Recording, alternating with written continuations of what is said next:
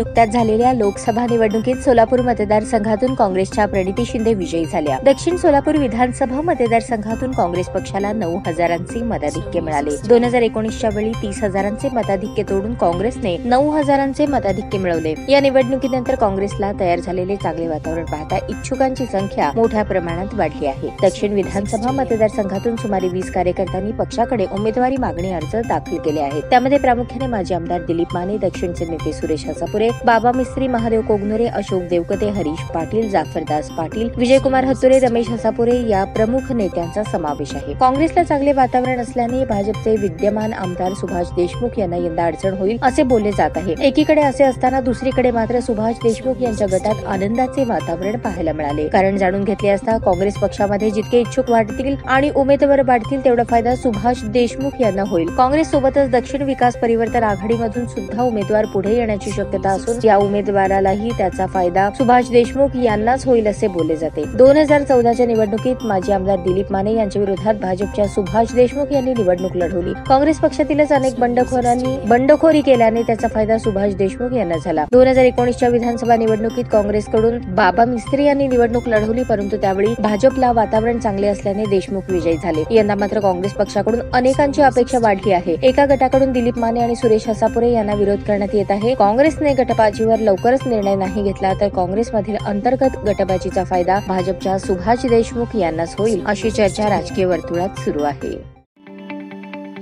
ताज्या बातम्या पाहण्यासाठी प्राईम महाराष्ट्र न्यूज चॅनलला सबस्क्राईब करा।